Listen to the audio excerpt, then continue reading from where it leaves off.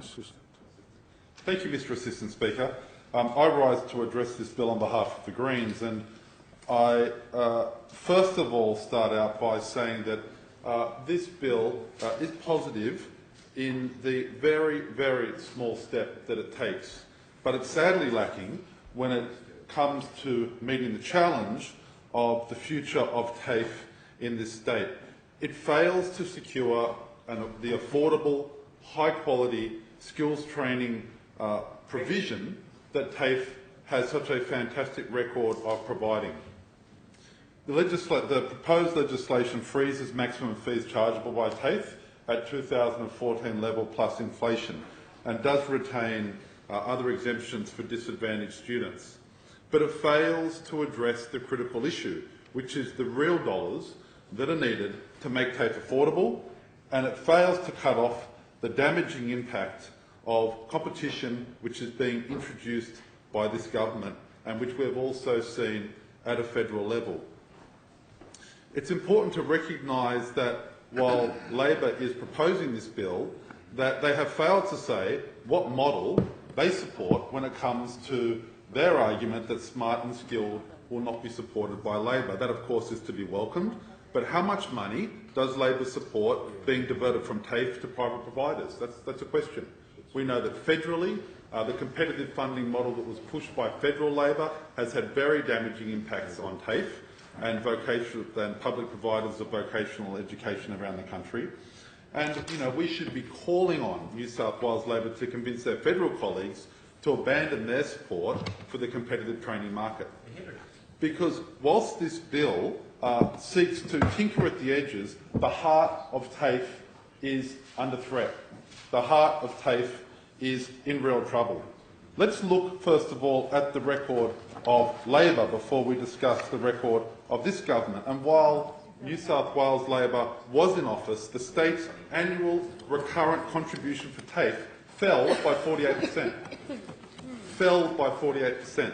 I encourage people to look at those calculations. You can examine the Green submission to the Senate inquiry into the role of technical and further education system and its operation for a very detailed analysis of how those figures are arrived at.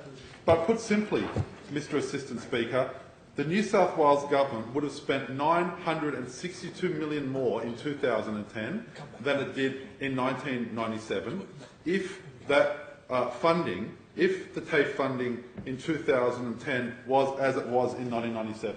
So put in another way, if we take the funding for TAFE from 1997 and simply expand it out to 2010 as an example, which has been done over 13 years, there would have been $962 million more.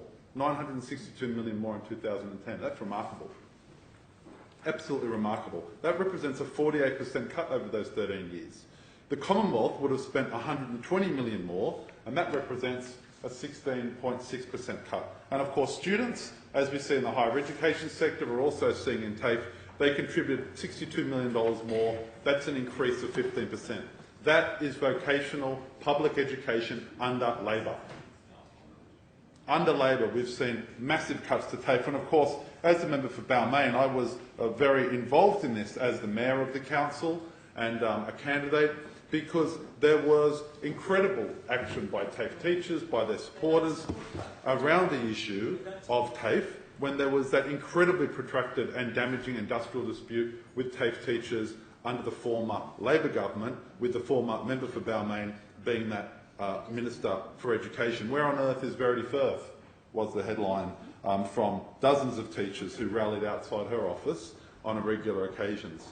So, Mr Assistant Speaker, while this is positive, and this small step does put them ahead of the coalition because they're retaining exemptions for disadvantaged, but it fails to restore TAFE funding and abolish this so-called competitive market.